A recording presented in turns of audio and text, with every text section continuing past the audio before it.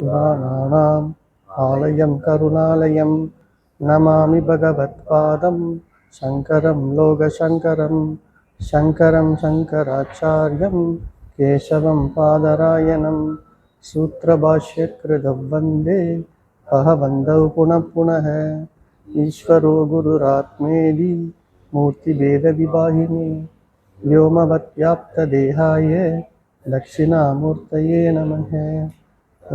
भवतु सहनौ भुनक्तु सह वीर्यं करवावहै तेजस्विनावधीतमस्तु मा विद्विषावहैः।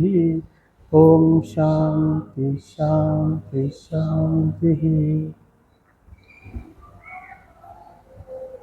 இப்போ நாம் ஸ்ரீ ஆதிசங்கராச்சாரியார் அவருடைய விவேக சூடாமணி நூலை பார்த்து கொண்டிருந்தோம். இதுவரை 5 ஸ்லோகங்கள் பார்த்துருக்கிறோம். இந்த 5 ஸ்லோகங்களில் பிரம்மனிஷ்டையோடைய பெருமை, அதாவது இந்த மனித பிறவி கிடைக்கிறது மிகப்பெரிய ஒரு பாக்கியம், அரிது, துர்லபம் அப்படிங்கிற சொல்லக்கூடிய அரிதான ஒரு விஷயம். அதுலேயும் ஆணாக பிறத்தல் ரொம்ப அரிது. அதுலேயும் இந்த தெளிவான மனநிலையோட பிறக்கிறது, ஒரு விஷயத்தை சரியாக புரிந்து அதன்படி நம்ம அறிவை வளர்த்துக்கக்கூடிய தெளிவான ஒரு அறிவோடு பிறக்கிறது ரொம்ப அரிது. இந்த மாதிரி விஷயங்களெல்லாம் பார்த்து அப்போது நமக்கு கிடைச்சிருக்கிற இந்த வாய்ப்பை தன்னை பற்றி சரியாக தெரிந்து கொள்ளாமல், இப்போது நம்ம நமக்கு கிடைச்சிருக்கிற இந்த அறிவை வாய்ப்பை சரியாக பயன்படுத்திக்கணும். பயன்படுத்திக்கிறதுங்கிறது என்னென்னா, நம்ம இந்த வாழ்க்கையில்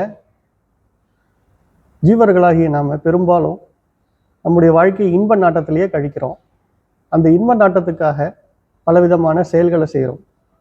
இன்ப நாட்டம், இன்பத்துக்காக பொருள் தேவை, பொருளுக்காக நம்ம கர்மங்களை செய்கிறோம். இப்படி நம்ம வாழ்க்கை ஒரு பெரிய சுழற்சியில் மாட்டி இதிலேருந்து விடுபட முடியாமல் தவித்துக்கிட்டு இருக்கக்கூடிய நிலையில் இந்த கர்மங்களை செய்து செய்து செய்து சலிப்படைஞ்சு அதிலிருந்து விடுபடணும், எனக்கு அப்பப்போ கிடைக்கக்கூடிய இந்த இன்பங்கள் அல்லது மனநிறைவுங்கிறது எனக்கு போதலை, எனக்கு எப்பொழுதுமே நிறைவாக இருக்கக்கூடிய அந்த இன்பம் எனக்கு தேவை அப்படின்னு ஒரு தேடுதலில் நம்ம நின்று அந்த மாதிரி ஒரு மனநிறைவை, முழுமையான மனநிறைவை, பூரண மனநிறைவை நமக்கு சொல்லி கொடுக்கறதுக்கு அல்லது தெரிஞ்சுக்கிறதுக்கு என்னதான் வழி அப்படின்னு தேடக்கூடிய அந்த நிலையில் இருக்கிறவங்க,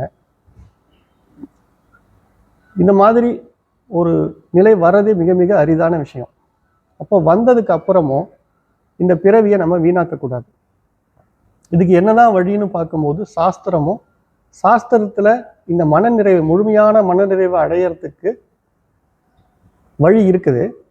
அந்த சாஸ்திரத்தை நம்ம நேரால படித்து புரிஞ்சுக்கக்கூடிய அளவுக்கு நமக்கு பக்குவம் இல்லைங்கிறதால இந்த சாஸ்திரத்தை ஏற்கனவே முறைப்படி பாரம்பரியமாக வந்த குரு பாரம்பரியத்தில் அறிந்து தானும் அது உணர்ந்த குருமார்கள் இருக்கிறாங்க. அவர்களிடத்துல சென்று நாம் அந்த ஞானத்தை கற்று மனநிறைவு, பூரண மனநிறைவுங்கிறத நம்ம பெற்றுக்கணும். இப்படி பெறாமல் விட்டுட்டோம் அப்படின்னா அப்போ நம்ம பிறந்ததற்கான அந்த அர்த்தத்தையே நம்ம இழந்துடுறோம். அதனால் இந்த விஷயத்தில் நம்முடைய முயற்சிங்கிறது, தன்முயற்சிங்கிறது ரொம்ப ரொம்ப முக்கியமான விஷயம். அந்த தன்முயற்சிங்கிறது எப்படிப்பட்டதாக இருக்கணும்னா, பூரண மனநிறைவை அடையிறதற்கு என்ன வழி, அது யார் நமக்கு சொல்லி கொடுப்பாங்கிறத தெரிஞ்சு முறையாக அதை பயன்படுத்திக்கிறது. இப்போ இதை தான் நம்ம பார்த்துக்கிட்டு இருந்தோம். இதுவரை நம்ம 5 ஸ்லோகங்கள் பார்த்துருக்குறோம். அதில் தான் நம்ம 5வது ஸ்லோகத்தில் சுய முயற்சியினுடைய முக்கியத்துவத்தை நம்ம பார்க்கும்போது, இப்போ நான் சொன்ன மாதிரி நல்ல திடகாத்திரமான உடலையோ, நல்ல மனம், நலம், ஆளுமைத்தன்மை எல்லாம் இருக்குது. அப்படி இருந்தும் நம்ம பூரண மன நிறைவை அடையணும் அப்படிங்கிற அந்த விஷயத்தில் கவனம் இல்லாமல் உலகத்தில் கிடைக்கக்கூடிய இந்த சுகபோகங்களில் நம்ம கவனத்தை வச்சுக்கிட்டு இருந்தோம் அப்படின்னா அதை விட ஒரு மிகப்பெரிய முட்டாள்தனம் இல்லை அப்படிங்கிறத நம்ம பார்த்தோம். இப்போ அடுத்த ஸ்லோகம், இதை தொடர்ந்து நம்ம பார்க்கறதுக்கு முன்னாடி இந்த விவேக சூடாமணி அப்படிங்கிற இந்த நூல், இது ஒரு மூவி மாதிரி நம்ம திங்க் பண்ணோம் அப்படின்னா இதில் 2 கேரக்டர் தான் இருக்குது. 2 கேரக்டர். ஒரு மூவியில் பொதுவாக நம்ம பார்க்கும்போது நிறைய கேரக்டர்ஸ் இன்வால்வ் ஆகியிருப்பாங்க, ஆனால் ஹீரோ ஒருத்தர் தானே. அதே மாதிரி இப்போ நம்ம ஒரு விஷுவலைசேஷன் பண்ணிக்கணும். இந்த நூலை நம்ம கற்றுக்கிறதுக்கு நமக்கு ஒரு விஷுவலைசேஷன் பவர் தேவை. இந்த நூலோடு நம்ம பிரயாணிக்கணும்னா இதில் என்ன கேரக்டர்கள் வருது, அதில் நம்ம எந்த நிலையில் இருக்கிறோங்கிறத நம்மளை பொருத்தி பார்த்து அதை விஷுவலைசேஷன் கூடவே நம்ம போகும்போது இதிலிருந்து கிடைக்கக்கூடிய அறிவை நம்ம பூரணமாக பெற்றுவதற்கு அது ஒரு உதவியாக இருக்கும். இப்போ இந்த நூலை பொறுத்த வரைக்கும் 2 கேரக்டர்ஸ். ஒருத்தர் பூரண மனநிறைவை தேடுறவர், இன்னொருத்தர் பூரண மனநிறைவில் இருக்கிறவர்.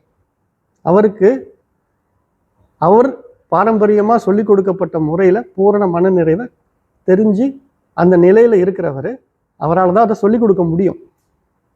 அப்போ 2 கேரக்டர்ஸ். ஒருத்தர் ஒரு மனநிறைவை வேண்டவர், இன்னொருத்தர் மனநிறைவை அடைவதற்கு சரியான வழியை காட்டக்கூடியவர். இப்போ நம்ம எந்த இடத்துல இருக்கிறோங்கிறத நம்ம சரியாக புரிஞ்சுக்கும் போது தான் நம்ம இந்த நூலில் இருக்கக்கூடிய அந்த அறிவை பெற்று அதனுடைய பயனையும் நம்ம பெற முடியும். அப்போ 2 கேரக்டர் இருக்காங்கன்னா 2 கேரக்டரை பற்றின ஒரு அறிமுகம் தேவை.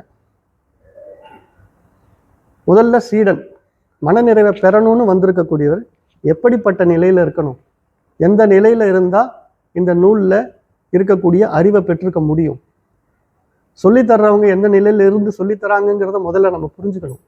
குருங்கிறவர் சொல்லி கொடுக்குறவர், இந்த மன நிறைவை பற்றின அறிவை நமக்கு புகட்டுறவர். அவர் எப்படிப்பட்டவராக இருக்கிறாருங்கிறதையும் நான் புரிஞ்சுக்கணும். அப்போ அவரை எப்படி அணுகிறது, முதல்ல அதுக்கு எனக்கு என்ன தகுதி இருக்குது, இந்த மாதிரி விஷயங்களெல்லாம் ஆரம்பத்தில் பார்த்துட்டு அதுக்கப்புறம் 2 பேருக்கான உரையாடல். இதை மாதிரி தான் இந்த நூல் போக போகுது. அப்போ இந்த நூல் மொத்தத்திலேயே நம்ம பார்க்கும்போது இந்த 2 கேரக்டருக்கு உட்பட்டது தான். அப்போ இந்த கேரக்டர்களோட, அதாவது நம்ம தான் இப்போ கற்றுக்க வந்திருக்கிறோம் அப்படின்னா அந்த கேரக்டராகவே இருந்து ஆங்காங்கே ஏற்படக்கூடிய சந்தேகங்களையும் நம்ம தீர்த்து சரியான முறையில் இதில் சங்கரர் நமக்கு வழிகாட்டி இருக்கிறார். ஏன்னா இது உரையாடல் முறையில் போக போகுது. ஒரு சிஷ்யனும் குருவும் உரையாடக்கூடிய அந்த நிலையில் இந்த நூலே இருக்க போகுது. அப்போ அந்த கேரக்டரில் நம்ம இன்வால்வ் ஆகும் பொழுது தான் நம்ம அதை சரியாக புரிஞ்சிக்க முடியும். ஸோ அந்த மாதிரி ஒரு விசுவலைசேஷன் வச்சுக்கிட்டிங்கன்னா இதை புரிஞ்சுக்கிறதுக்கு இன்னும் நல்லாயிருக்கும். அப்படிங்கிறதால இப்போ அந்த கேரக்டர்ஸை பற்றிலாம் நம்ம கொஞ்சம் கொஞ்சமாக பார்க்கலாம். முதல்ல இப்போ நம்ம பார்த்தோம், ஒரு ஜீவனாகப்பட்டவன் இது வரைக்கும் நம்ம பார்த்ததில் எல்லா உடல் தகுதி மனத்தகுதி எல்லாம் இருக்குது. அதில் ரொம்ப குறைவான பேருக்கு இந்த மாதிரி மனநிறைவு பூரண மனநிறைவு அடையணுங்கிற நோக்கமும் இருக்குது. ஆனால் அதற்கான சரியான முயற்சி இல்லை. அப்போ பாருங்க, சீடர்களில் எந்த விதமான மக்கள்லாம் இருக்கிறாங்க பாருங்க. முதல்ல இது பற்றின அறிவே இல்லாத இருக்கிறாங்க, எல்லா வளமும் இருக்குது, ஆனால் இந்த மாதிரி ஒரு மனநிறைவை நம்ம பெறணுங்கிற அந்த நாலேஜ் இல்லாமல் இருக்கிறாங்க. அப்புறம் அந்த நாலேஜ் வந்ததுக்கப்புறம் தேடுதல் இல்லாமல் இருக்கிறவங்களும் இருக்கிறாங்க, தேடுறவங்களும் இருக்கிறாங்க.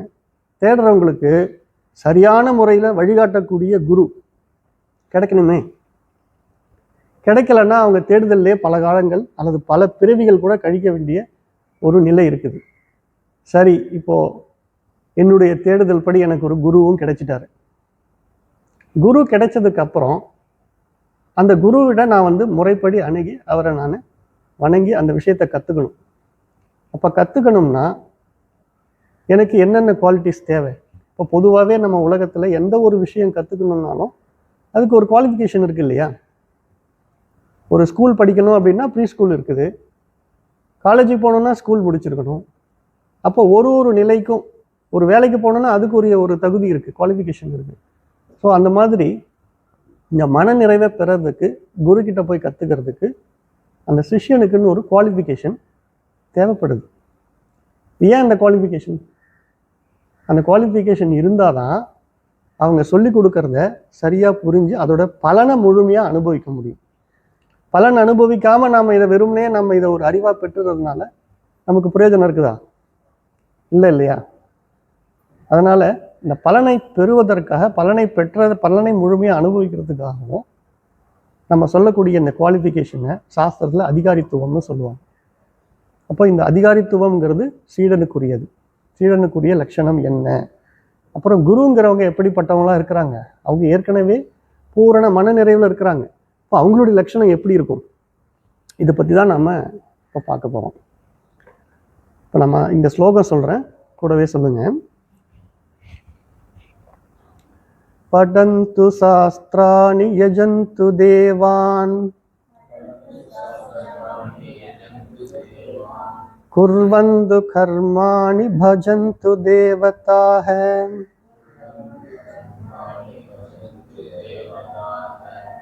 ஆத்மைக்ய போதேன வினா விமுக்தி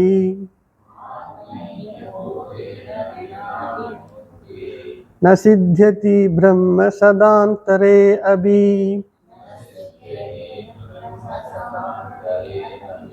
முதல்ல இந்த ஸ்லோகத்துடைய பொழிப்புரையை பார்த்துடலாம். சாஸ்திரங்களை படிக்கட்டும், தேவர்களை குறித்து யாகங்களை செய்யட்டும், பல கர்மங்களை செய்யட்டும், தேவதைகளை வழிபடட்டும், பிரம்மமும் ஆத்மாவும் ஒன்று என்கிற அறிவின்றி பிரம்மாவின் 100 வயது முடிந்தாலும் கூட விடுதலை சித்திக்காது அப்படின்னு இந்த ஸ்லோகத்துல நமக்கு சங்கர சுவாமிகள் சொல்லி கொடுக்குறாங்க. இதை நம்ம கொஞ்சம் ஆழமா சிந்திக்க வேண்டியிருக்கு.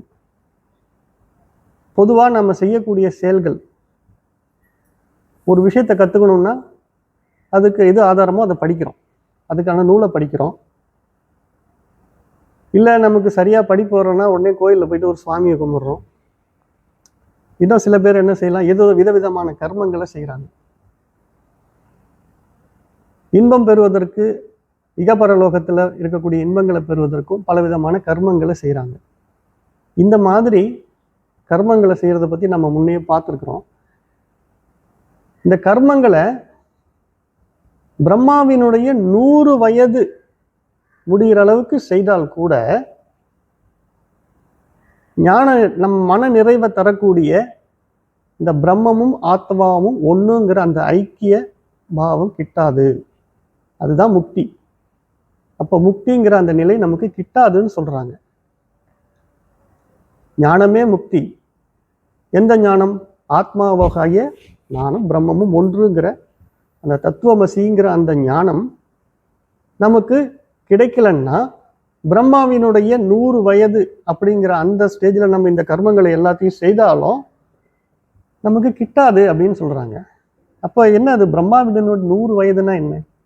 இப்போ நமக்கு 100 வயதுன்னா ஒரு நாள் 24 மணி நேரம், எப்படி ஒரு 365 நாள் வந்ததுன்னா ஒரு வருஷம். சாதாரணமாக நம்ம மனிதர்கள் எல்லாம் அதிகபட்சம் ஒரு 100 வருஷம் வாழலாம். அப்போ பிரம்மாவினுடைய 100 வயதுன்னு ஏன் இங்க குறிப்பிடுறாங்க அப்படின்னு பார்க்கும்போது இந்த மந்திரத்துல பாருங்க, பிரம்ம சதாந்தரே, பிரம்ம சதாந்தரே, சதம்னா 100, பிரம்மனா இங்க பிரம்மாவை குறிக்குது. பிரம்மாவினுடைய 100 வயது முடிந்தாலும் ந சித்தியதி, கிடைக்காது. ஏன்? அப்போ பிரம்ம சதம்னா என்னங்கிறத நம்ம புரிஞ்சிக்க வேண்டிய அவசியம் இருக்கு. முதல்ல இதுக்கு போயிடலாம். அதுக்கு பகவத்கீதையில சஹஸ்ரயுக பர்யந்தம் அஹர்யத் பிரம்மனோ விதுஹு ராத்திரிம் யுக சஹஸ்ராந்தாம் தேகாராத்திர விதஜனா அப்படின்னு ஒரு ஸ்லோகம் இருக்கு. இதில் நம்ம புரிஞ்சிக்க வேண்டியது என்னங்கிறத நான் முதல்ல சொல்லிடுறேன். இப்போ நமக்கு ஒரு வருடம் ஆகிறது, தேவர்களுக்கு ஒரு நாள் அப்படின்னு சொல்றாங்க. இப்போ நம்முடைய ஒரு வருஷத்தை அவங்களுக்கு ஒரு நாள் அப்படின்னா தேவர்களுடைய வருஷம் எப்படி இருக்கும்? தேவர்களுடைய ஒரு 12,000 வருஷத்தை ஒரு சதுரீகம் அப்படின்னு சொல்றோம். இப்படி ஒரு சதுரீகம் இருக்கு இல்லையா, அந்த ஒரு சதுரீகத்தை பிரம்மாவினுடைய ஒரு பகல், 1000 சதுரீகம் பிரம்மாவினுடைய ஒரு பகல். அப்போ அவருடைய இரவு எத்தனை வருஷம்? 1000 சதுரீகம். அப்போ மொத்தம் பிரம்மாவுக்கு ஒரு நாளுங்கிறது 2000 சதுரீகம். அப்போ நம்முடைய ஒரு நாளையும் பிரம்மாவினுடைய ஒரு நாளையும் கம்பேர் பண்ணி பார்த்தா இது எண்ணிக்கையிலேயே நம்ம மயக்கம் வருது. அந்த ஒரு நாளுங்கிறதே 2000 சதுரீகம்னா அப்போ பிரம்மாவினுடைய 100 வயதுங்கிறத கணக்கு பண்ணா எவ்வளவு காலம் இது? இவ்வளவு காலம் இந்த கர்மங்களை நம்ம செஞ்சிட்டு இருந்தாலும் இந்த ஆத்ம பிரம்ம ஐக்கிய ஞானம் இல்லாம நமக்கு முக்தி கிட்டாது. அப்ப அந்த காலத்தினுடைய அளவை நம்ம கணிக்கிறதுக்கே இவ்வளவு நேரம் செலவிட வேண்டியிருக்கு. அதை புரிஞ்சுக்கிறதுக்கு எவ்வளவு பெரிய கணக்கு நம்ம போட வேண்டியிருக்கு. கணக்கு தெரியலன்னா என்ன பண்றது? அப்போ இந்த எதுக்காக இதை நான் சொல்றேன்னா, அவ்வளவு முக்கியத்துவம் வாய்ந்தது. அவ்வளவு காலம் நம்ம எந்த கர்மங்களை செய்தாலும் அதனால நமக்கு முக்தி கிட்டாது. ஒரு அறிவால கிட்டுது. அது என்னன்னா ஆத்ம ஐக்கிய ஞானம் அப்படின்னு சொல்றாங்க. இந்த ஸ்லோகத்துல ஆத்ம ஐக்கிய ஞானம்ங்கிறத அறிமுகப்படுத்துறாங்க. நம்ம ஒரு ஸ்லோகமும் அந்த ஸ்லோகத்துக்கூட பயணிக்கும். அதுக்கு முன்னாடியே ஜம்ப் பண்ணி அது என்னங்கிறத பார்க்கறத விட சுவாமி இந்த இடத்துல நமக்கு பல ஸ்லோகங்களை ஒன்னொன்னையும் பிரித்து அந்தந்த இடத்துல எது தேவையோ, எந்த நாலேஜ் தேவையோ அதை புகுத்துறாங்க. அப்போ அந்த ஸ்லோகத்துக்கூடவே நம்ம பயணிக்கலாம். அப்போ இப்போ நமக்கு இன்ட்ரடக்ஷன் கொடுத்துருக்கிறது, கர்மங்களால பயனில்லை, ஒரு ஞானத்தினாலே நமக்கு முக்தி கிட்டுகிறது அப்படின்னு சொல்றாங்க. அப்போ பிரம்ம சதம் அப்படிங்கிறத நம்ம புரிஞ்சுக்க வேண்டியிருக்குது. ரெண்டாவது முக்கிய கருத்து ஆத்ம ஐக்கிய போதம். ஆத்ம ஐக்கிய போதம்ங்கிறத இங்க ஆத்ம பிரம்ம ஐக்கிய போதம்னு புரிஞ்சுக்கணும். பிரம்மம்ங்கிறது இந்த ஜெகத்தாவே இருக்கக்கூடியது தான் பிரம்மம். ஆத்மானா நான், இது ரெண்டும் ஒண்ணுதான் அப்படிங்கிற அந்த இரண்டற்ற நிலையை புரிஞ்சிக்க வேண்டியிருக்குது. அறிவாக நம்ம பெற வேண்டியிருக்கிறது. இந்த அறிவு ஒண்ணுதான் நமக்கு முக்தியை கொடுக்குது. அவங்க சொல்லியிருக்காங்க, சாஸ்திரங்களை எவ்வளவு படிக்கலாம், படிச்சு அதை நம்ம அதை மனப்பாடமா சொல்லக்கூடிய நிலையில இருக்கலாம், அதனுடைய வார்த்தைகளை கூட புரிஞ்சு வச்சிருக்கலாம். ஆனா அதனுடைய லட்சியார்த்தம் புரியும். ஒரு நூல் ஒருத்தர் எழுதுறாரு, ஒரு சின்ன கவிதை எழுதுறாருன்னா அந்த கவிதையை எதை கருதி எழுதினாருங்கிறது எழுதினவருக்கு மட்டும்தான் தெரியும். அதை படிக்கும் பொழுது அவர் எந்த லட்சியத்தை வச்சு எழுதினாருங்கிறத இன்னொருத்தால அவ்வளவு எளிதில் புரிஞ்சுக்க முடியாது. அப்போ அந்த லட்சியார்த்தம்ங்கிறது ரொம்ப முக்கியம். தேவர்களை குறித்து யாகங்களை செய்யட்டும். தேவர்கள் நமக்கு நலன்களை அளிக்கக்கூடியவர்களா இருக்கிறாங்க. அந்த நலன்களை நம்ம பெறணும் அப்படின்னா அதுக்காக யாகங்களை செய்யணும். நம்ம சுகபோகங்கள் எல்லாம் நம்ம இந்த லோகத்திலேயோ பரலோகத்திலேயோ நமக்கு கிடைக்கணும்னா யாகங்களை செய்யலாம். பலவிதமான யாகங்கள் சுவாமி சொல்லுவாங்க. அந்த மாதிரி யாகங்களை செய்யறதுனால நமக்கு கிட்டுமா இந்த மனநிறைவு? கிட்டாது. எப்படிப்பட்ட தேவதைகளை வழிபட்டாலும் தெய்வங்களை வழிபட்டாலும் இந்த பூரண மனநிறைவு அப்படிங்கிற அந்த மோட்ச நிலை இந்த ஒரு அறிவால மட்டும்தான் கிட்டுதுங்கிறத மையப்படுத்தி சொல்லக்கூடியது இந்த ஸ்லோகம். இப்போ நம்ம அடுத்த ஸ்லோகம் போலாம். கூடவே சொல்லுங்க. அமிர்தத்வஸ்ய நாசாஸ்தி வித்தேன இத்யபிஹிஸ்ருதி பிரவீதி கர்மணோ முக்தி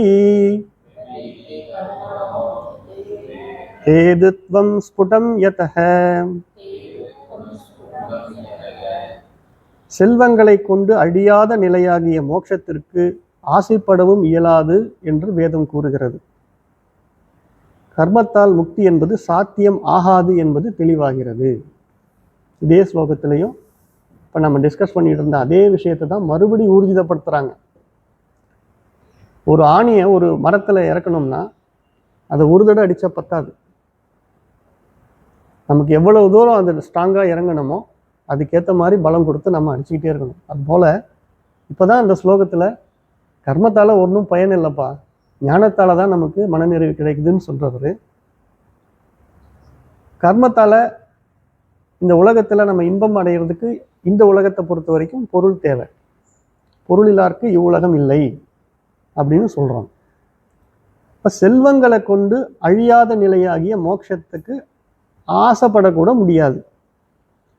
அமிர்தம் இங்க இருக்கக்கூடிய அந்த முக்கியமான வார்த்தை அமிர்தத்வ அப்படின்னு சொல்றாங்க. மிருத அப்படின்னா மரணம், அமிர்தனா மரணம் இல்லாத நிலை, சாகா பெருவாழ்வு, இப்படி பல விஷயங்கள்ல பல மாதிரி இந்த அமிர்தம் அப்படிங்கிற அந்த சொல் பயன்படுத்தப்படுது. அந்த நிலை நமக்கு கிட்டணும்னா செல்வங்களால கிட்டாது. வித்து அப்படின்னா பொருள், பொருளால் நமக்கு கிடைக்காது அப்படின்னு ஸ்ருதி சொல்லுது. பிரவீதி கர்மனோ முக்தே ஹேதுத்வம் ஸ்புடம் எத்தக. அப்போ இந்த கர்மத்தினால செல்வங்களை பெறணும்னா நம்ம என்ன செய்ய போகிறோம்? ஏதாவது ஒரு கர்மம் செய்து செயல் செய்து தானே செல்வத்தை சம்பாதிக்க முடியும். அப்போ செல்வத்தால் நமக்கு இந்த உலகத்தில் பொதுவாக இன்பம் கிடைக்குது. இன்பத்துக்காக தான் பொருளை தேடுறோம். பொருள் தேடணும்னா கர்மங்களை செய்தாகணும். இந்த உலகத்தில் இன்பத்துக்கு பொருள் தேவைப்படுது. ஆனால் அந்த இன்பங்கள் எல்லாம் நிலையானதாகவோ முழுமையான நிறைவை கொடுக்கக்கூடியதாகவோ நிறைவு குறைந்து ஏறக்கூடிய தன்மையிலையோ இருக்கக்கூடியதாக இருக்குதா எப்படிங்கிறத நம்ம சிந்திக்க வேண்டியிருக்கு. இதை தான் பார்த்தோம். பூரண மனநிறைவு கிடையாது. வருது, அப்புறம் இல்லை, மறுபடியும் அதுக்காக நம்ம ஏதோ ஒரு கர்மம் செய்ய வேண்டியிருக்குது, பொருளை கொண்டு ஏதோ ஒன்று தேட வேண்டியிருக்குது. இப்படி இந்த மாதிரி மாறி மாறி நமக்கு சுழற்சியில் தான் இருக்குதே தவிர இங்கே நிலையான இன்பம் அப்படின்னு ஒன்று இல்லை. அப்போ அழியாத அந்த நிலை, பூரண மனநிறைவு கிடைக்கணும்னா அந்த மோட்சத்துக்கு இந்த செல்வத்தை கொண்டு முடியாது. செல்வத்தை சேர்க்கக்கூடிய கர்மத்தை கொண்டு முடியாது. இதுதான் இந்த ஸ்லோகத்தில் அதனுடைய தொடர்ச்சியாகவே இன்னும் நமக்கு ஸ்லோகங்கள் பார்க்க போகிறோம். இப்போ இதை நமக்கு சாஸ்திரத்தில்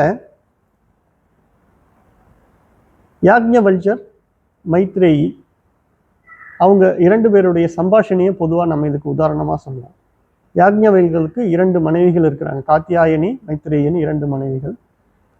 யாக்ஞவல்யர் எல்லாத்தையும் துறந்துட்டு சன்னியாசம் போக போகிறாரு. அப்போ அவருடைய செல்வத்தை நீங்கள் பிரித்து எடுத்துக்கோங்க அப்படின்னு சொல்லும் பொழுது அதில் மைத்ரேயிங்கிறவங்க கேட்குறாங்க, சுவாமி, செல்வத்தால் நிறைந்த இந்த பூமி எல்லாமே எனக்கு இருந்தால் கூட அதனால் அமிர்தத்துவங்கிறத நான் அடைவேனா? அமிர்தத்துவங்கிறது இப்போ நம்ம பார்த்தோம். அமிர்தன்னா அழிவு, மரணம். அமிர்தம்ங்கிறது அழியாத நிலை. அழியாத மனநிறைவை நான் எப்படி பெறுறது? அழியாத நிலையை நான் எப்படி பெறுறது? இதெல்லாம் இந்த செல்வத்தால் எனக்கு கிடைக்குமா அப்படின்னு யாக்ஞவல்யர் அவர்கள்ட்ட கேட்குறாங்க. அவர் நேதி ஹோவாச யாக்ஞவல்ய முதல்ல இல்லை, இதனால கிடைக்காது அப்படின்னு சொல்லிட்டு, போக சாதனங்களுடன் வாழ்பவர்களின் வாழ்க்கை எவ்வாறு உள்ளதோ அவ்வாறாகவே தான் உன்னுடைய வாழ்க்கையும் இருக்கும். செல்வத்தை கொண்டு அமிர்தத்துக்கு ஆசைப்பட முடியாதுன்னு இந்த ஸ்லோகத்தில் சொல்றாங்க. ந கர்மனா ந பிரஜா தானேன தியாகைநேக அமிர்தத்துவ மானசு. கர்மாவாலையும் முடியாது, பிரஜானா மக்கள், தனம்னா பொருள், இது எதாலையுமே நமக்கு அமிர்தத்துவம் கிடைக்காது. கர்மாவால் கிடையாது, நம்ம சுற்றி இருக்கக்கூடிய பந்துக்களாகிய மக்களால் கிடையாது, நம்ம சேர்த்து வைக்கக்கூடிய பொருளால் கிடையாது. தைத்தறிஞ ஆரோக்கியத்தில் சொல்கிறாங்க. இது எப்படி நம்ம புரிஞ்சுக்கிறது?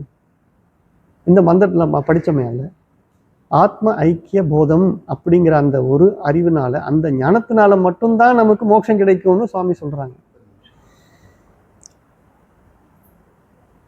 ந கர்மனா ந பிரஜையா தானேன தியாகைன ஏக அமிர்தத்துவ மானசு. இதில் ந கர்மனா, கர்மாவால் முடியாது, ந பிரஜையா, பந்துக்களால் நம்ம சுற்றி இருக்கக்கூடிய மக்களாலையும் முடியாது, தனேன, தனங்களாலையும் முடியாது, பொருளாலையும் முடியாது, தியாகைன ஏக அமிர்தத்துவ மானசு. அப்போது தியாகங்கிற துறவுங்கிற ஒன்றாலேயே சிலர் இந்த அமிர்தத்துவம் அடைஞ்சிருக்கிறாங்க அப்படிங்கிறது இந்த தைத்திரிய ஆரோக்கியத்தில் சொல்லுது. அப்போ இந்த துறவுங்கிறத எதனால் அவங்களுக்கு கிடைக்குது அப்படின்னா, அந்த ஆத்ம ஐக்கிய ஞானத்தால் தான் அவங்களுக்கு கிடைக்குது. ஸோ அப்போ இந்த ஞானம்ங்கிறது எவ்வளவு முக்கியத்துவம் வாய்ந்ததுங்கிறத நம்ம இதை புரிஞ்சுக்கிறதுக்காக தான் இந்த ஸ்லோகம். சரி, இப்போ இந்த ஞானம் அடையிறதுக்கு என்ன வழி அப்படின்னு பார்க்கும்போது அடுத்த ஸ்லோகம், அதோ விமுக்தை பிரத்யேத வித்வான் சந்யாஸ்த பாஹயார்த்த சுகப்ருகுஹசன்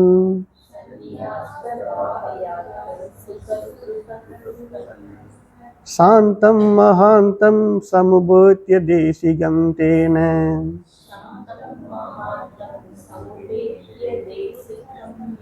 உபதிஷ்ட அர்த்த சமாஹிதாத்மா.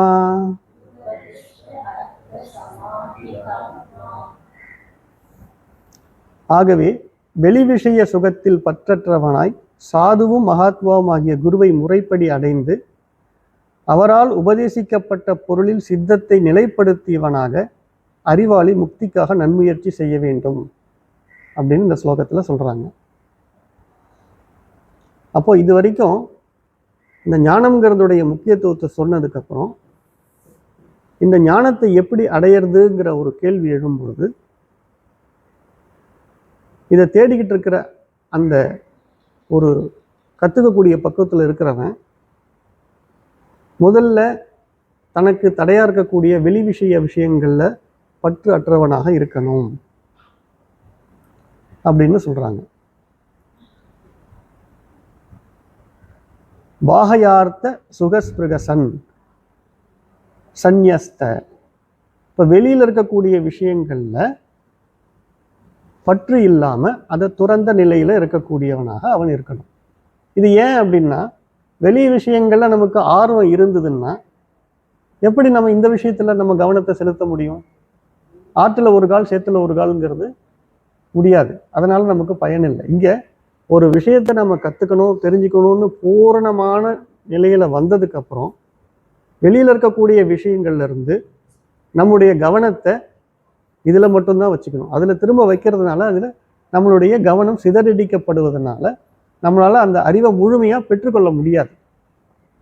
அப்போ முதல்ல அவன் வெளி விஷய சுகங்களில் பற்றற்றவனாக இருக்க வேண்டும்.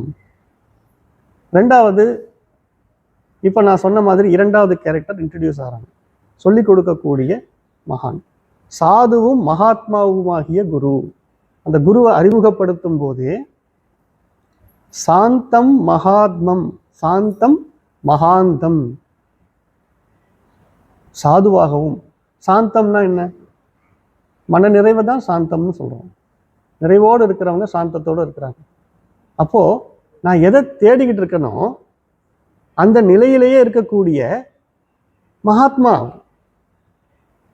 அந்த மாதிரி ஒரு குருவை முறைப்படி அடைந்து சமுபேத்திய தேசிகம் தேன. தேசிகம், தேசிகர் அப்படின்னா குரு தான். தேசிகர் அப்படிங்கிற சொல்லுக்கு குரு. இதை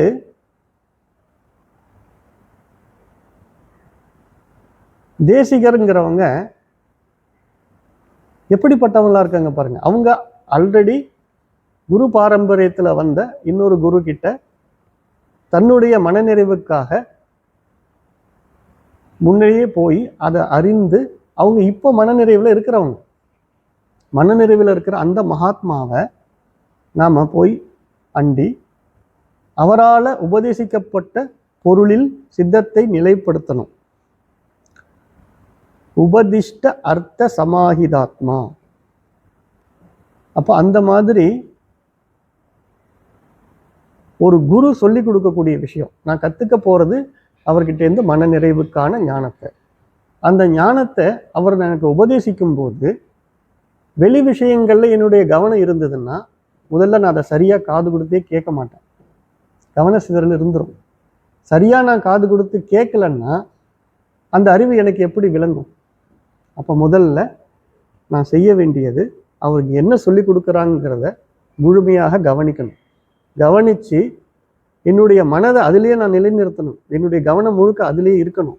அப்படி நிலைநிறுத்தி பெற்ற அந்த அறிவை பயன்படுத்தி நான் முக்திக்காக நல்ல முயற்சி செய்யணும் அப்படின்னு சொல்றாங்க. இப்போ அந்த குருவை முறைப்படி அடையிறது அப்படின்றதுக்கு ஒரு உதாரணமா தத்வித்தி பிரணிபாதேன பிரபர்ச்சனைய சேவையா, பணிவாலும் பரிவு மிகுந்த கேள்வியாலும் சேவையாலும் இதை அறிகன்னு பகவத்கீதையில நமக்கு பகவான் சொல்றாங்க. அப்போ நம்ம குருவை தேடி போகும்போது எந்த ஒரு மனநிலையில போகணும்னா, எந்த ஒரு மனநிலையில போகணும் அப்படின்னும் போது அவங்கள்ட்ட நம்ம பணிவோடு இருக்கணும். முதல்ல கத்துக்கிறதுக்கு நமக்கு என்ன தேவை? பணிவு தேவை. அப்புறம் கத்துக்கணும்னா அவங்கள்ட்ட நிறைய விஷயம் இருக்கலாம். குருவிடத்துல நிறைய ஞானம் இருக்கும்.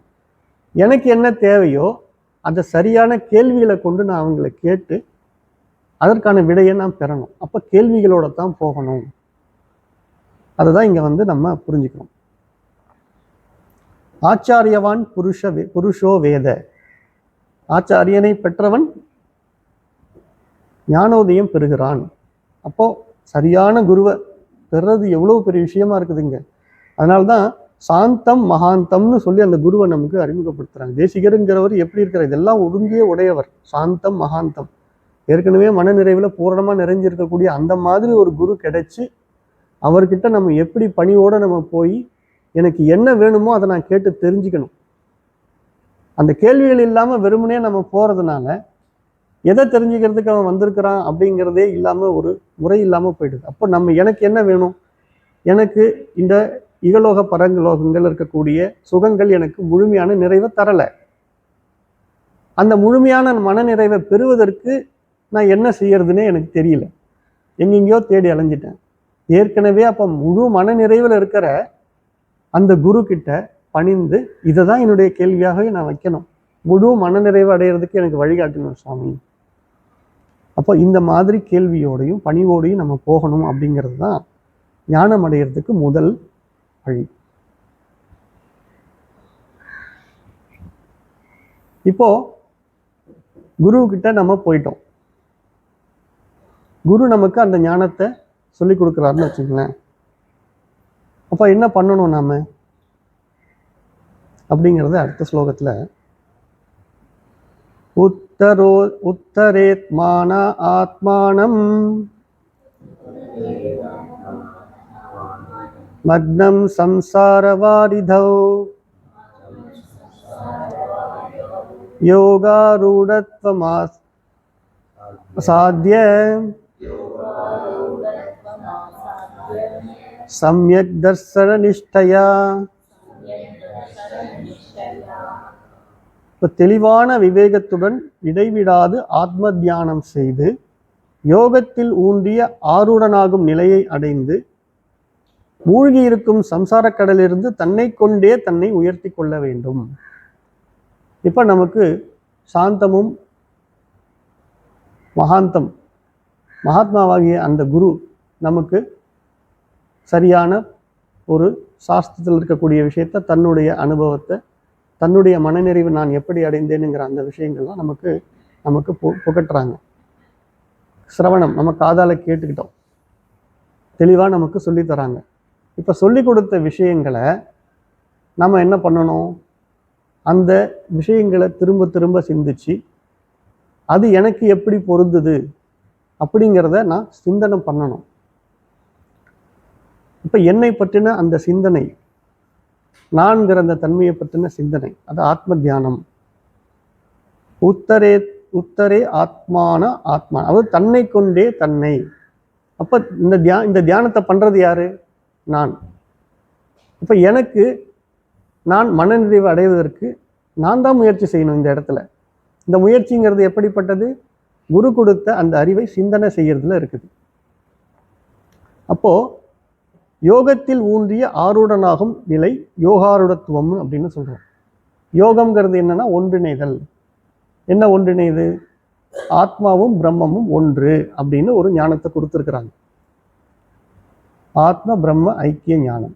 இந்த ஞானத்தை நம்ம அடிக்கடி தியானம் செய்து அதில் உள்ள சந்தேகங்களையும் திரிபுகள், ஐயம் திரிபு, இது எல்லாத்தையும் நீக்கி எனக்கு நான் முதல்ல தெளிவாகி நான் ஆத்ம பிரம்ம ஐக்கிய ஞானத்தை பெற்றது எப்படி, அந்த நிலையில தான் நான் இருக்கிறேனா அப்படிங்கிறதெல்லாம் ஊர்ஜிதம் பண்ணி அந்த ஆத்மா பிரம்மங்கிற அந்த தன்னிலையில் நிற்கிறது தான் யோகா ஆருடத்துவம் அப்படின்னு சொல்கிறாங்க. அப்போ நம்ம இதை மாதிரி தன்னுடைய முயற்சி இல்லாமல் இந்த சம்சாரங்கிற பிறவி தலையிலிருந்து நம்மளை காப்பாற்றிக்க முடியாது.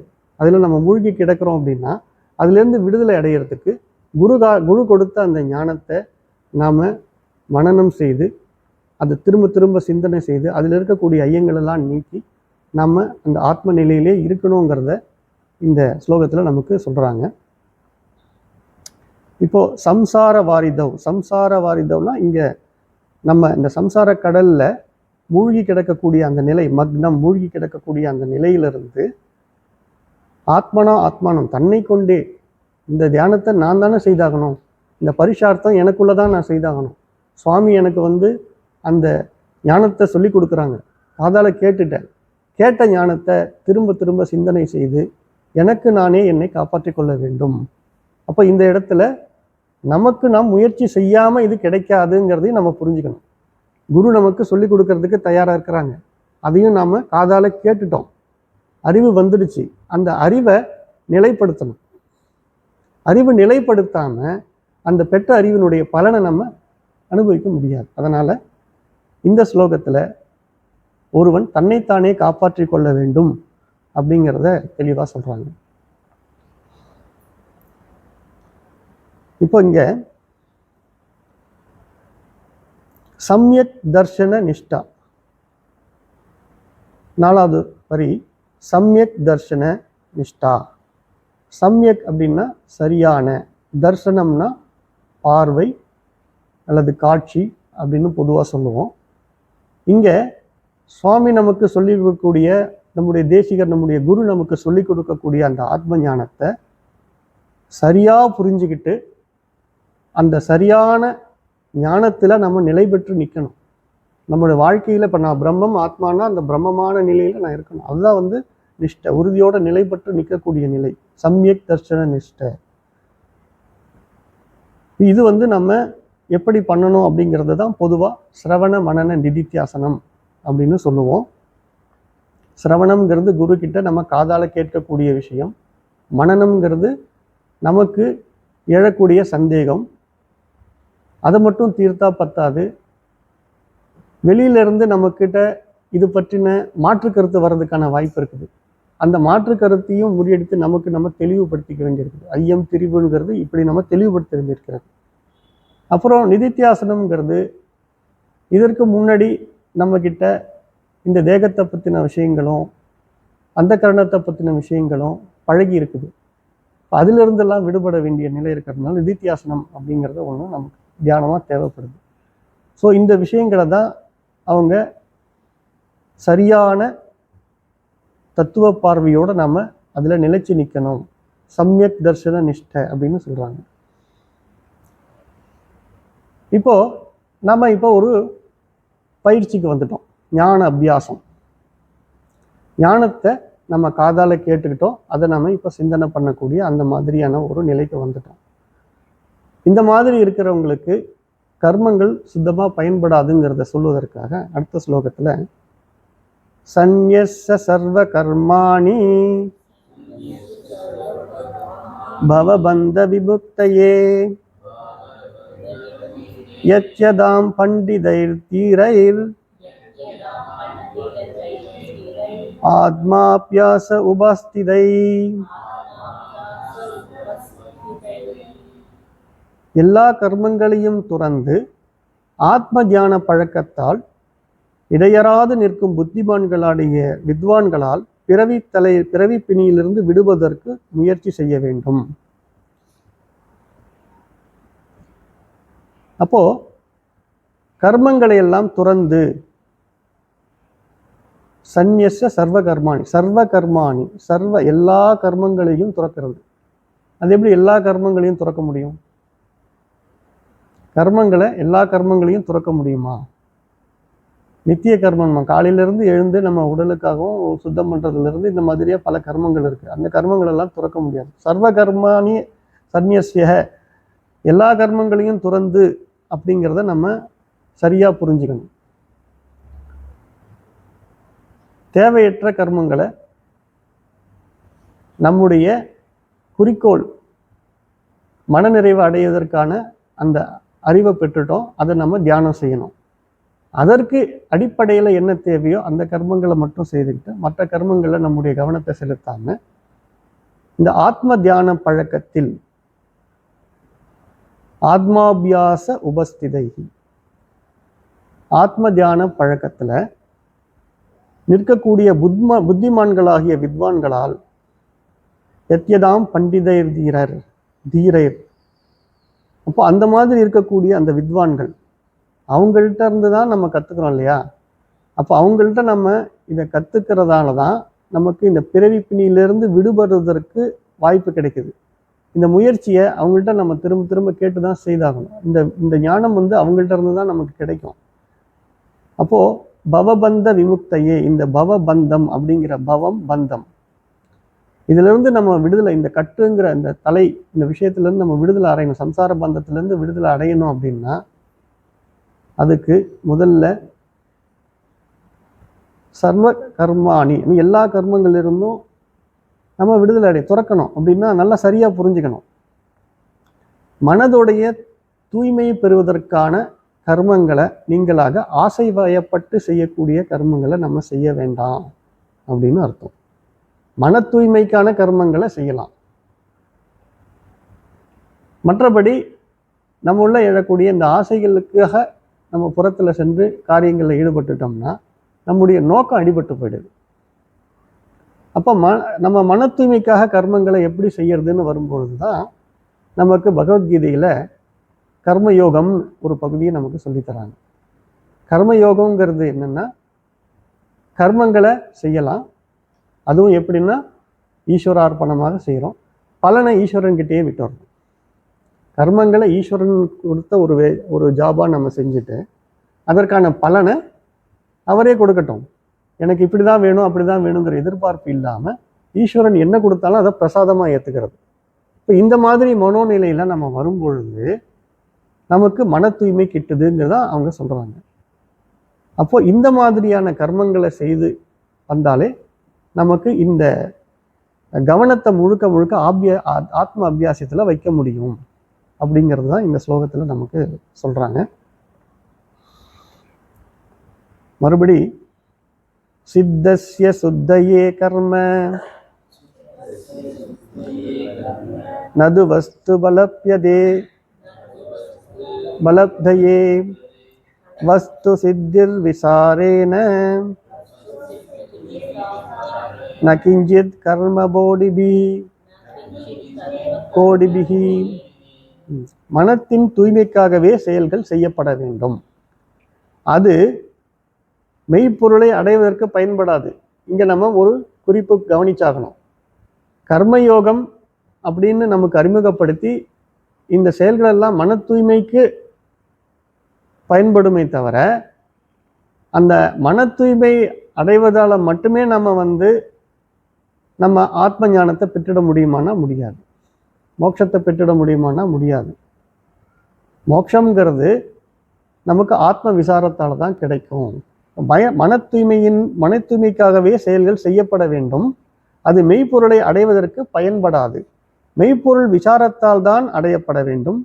கோடிக்கணக்கான கர்மங்களை தர்மங்களை செய்தாலும் சிறிதும் சித்திக்காது அப்படிங்கிறது இந்த ஸ்லோகத்தில் அவங்க சொல்றாங்க. அப்போ பாருங்க, கர்மயோகம் அப்படின்னு நமக்கு அறிமுகப்படுத்துறது கூட சித்த சுத்திக்காக, மனதினுடைய தூய்மைக்காக தான் அது பயன்படுது. இந்த மன தூய்மை நமக்கு என்ன கொடுக்குது அப்படின்னா, குரு சொல்லக்கூடிய அந்த விஷயங்களை நம்ம சரியா உள்வாங்கி அதுலேயே நம்ம நிலைத்து தியானம் பண்ணுவதற்காக நமக்கு ஒரு மனதை பக்குவப்படுத்தி கொடுக்கக்கூடிய ஒரு விஷயம்தான். அந்த கர்மயோகமே நமக்கு பூரண ஞானத்தெல்லாம் கொடுக்காது அப்படிங்கிறத நம்ம புரிஞ்சுக்கணும். இதுல நமக்கு பொதுவா ஏன் கர்மத்தை செஞ்சா ஞானம் கிடைக்காது அப்படிங்கிறத புரிஞ்சுக்கிறதுனா, நம்ம கர்மத்துக்காக பயன்படுத்தக்கூடிய கருவிகள் என்னென்ன? உடல், வாக்கு, மனம். பொதுவாக கர்மங்களுக்காக நம்ம பயன்படுத்தக்கூடிய கருவிகள் இவ்வளவுதான் பொதுவாக.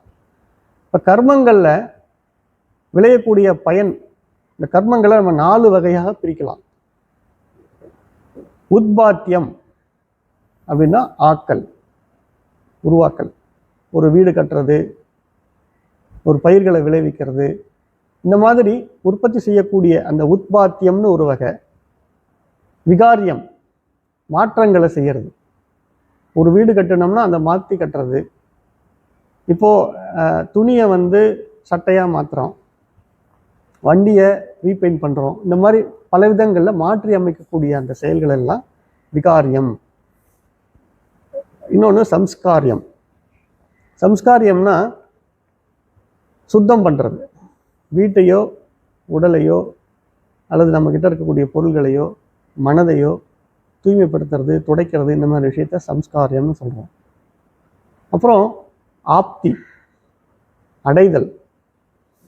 அடைதல்ங்கிறதுல ஒரு இடத்துலேருந்து இன்னொரு இடத்துக்கு நம்ம போகிறோம். அப்போது இங்கேருந்து அங்கே சென்று அடைகிறோம். அதில் வாகனத்து மூலயமா போகலாம், நடந்த மூலம் போகலாமா, எப்படி வேணாலும் போகலாம். ஒரு குழந்தை முதுமை அடையலாம், ஒரு ஸ்டூடெண்ட்டு தேர்ச்சி அடையலாம். இப்போ ஆதல் அடைதல் அப்படிங்கிற அந்த ஆப்திங்கிற அந்த ஒரு விஷயம் இருக்குது. இப்படி இந்த கர்மம், இந்த மாதிரி 4 விஷயம் நம்ம பார்க்குறோம். இந்த 4 விஷயத்தில் எதுலையாவது நமக்கு அறிதல்ங்கிற நிகழ்வு இருக்குதா? உற்பத்தியாவது, மாற்றம் செய்யப்படுது, சுத்தப்படுத்தப்படுது, அல்லது ஒரு விஷயம் அடையப்படுது. இதில் அறிதல் அப்படிங்கிற ஒரு நிகழ்வு இருக்குதான்னு பார்த்தா இருக்கிற மாதிரி தெரியல. அப்போ அதனால தான் பொதுவாக நம்ம கர்மங்களால் நமக்கு ஞானம் இல்லை அப்படின்னு சொல்கிறோம். அப்போது இந்த அறிதல் அப்படிங்கிற அந்த அந்த ஞானத்தை நம்ம பெறணும்னா அதுக்கு என்னதான் வழின்னா விசாரணை தான் வழி.